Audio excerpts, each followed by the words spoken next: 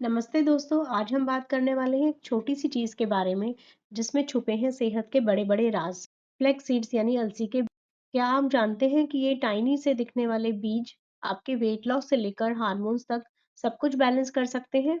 ये mainly omega 3 fatty acids, fibres और lignans से भरे हुए होते हैं और सबसे अच्छी बात है कि ये ओमेगा 3 फैटी एसिड्स का वेजिटेरियन सोर्स है। दोस्तों, न्यूट्रिशन का खजाना है ये बीज। 10 ग्राम फ्लैक्सीड्स पाउडर यानी लगभग 2 छोटे चम्मच आपको भरपूर एनर्जी देने के साथ साथ प्रोटीन, फाइबर और गुड फैट का सोर्स भी है।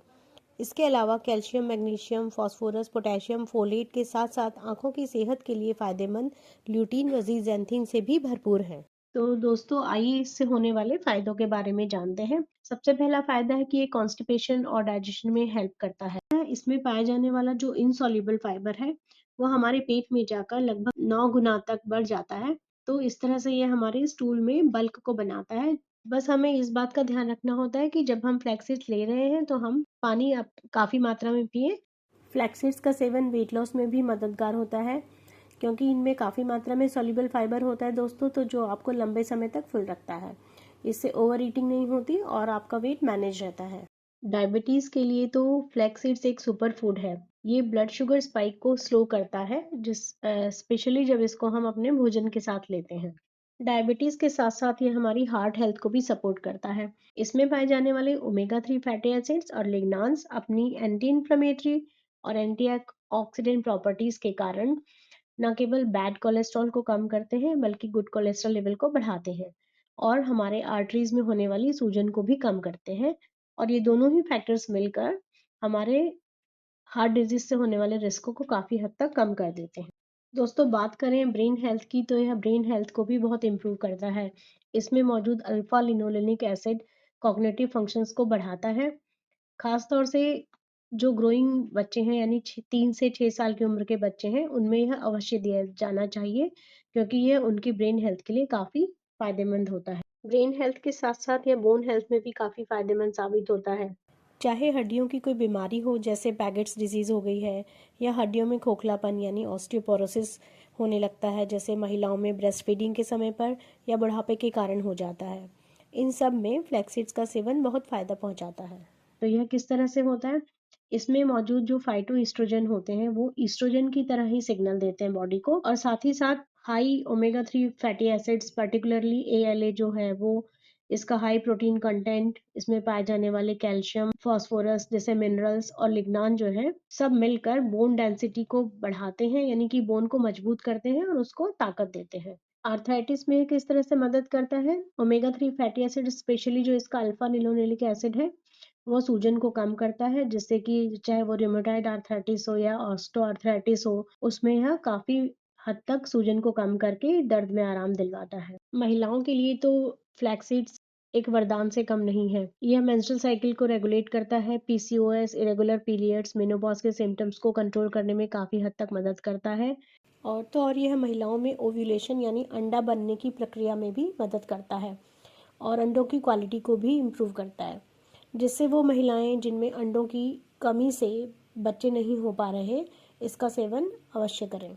तो इस तरह से यह फर्टिलिटी को भी सपोर्ट करता है। लेकिन इसे किस समय लेना चाहिए दोस्तों? इसे हमें first half of the menstrual cycle में इसका सेवन करना चाहिए।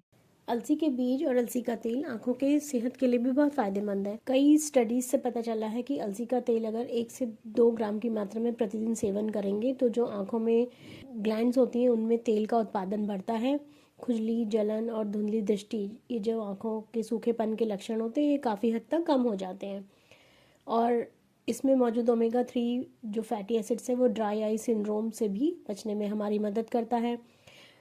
अलसी में एंटीऑक्सीडेंट गुण होते हैं जो कि रेटिना की रक्षा करते हैं और मैक्युलर डिजेनरेशन के जोखिम को भी कम करते हैं। खासतौर से डायबिटिक पेशेंट्स को अपनी डाइट में इसे ज़रूर शामिल करना चाहिए और वो लोग जो कंप्यूटर पे ज़्यादा देर तक काम करते हैं।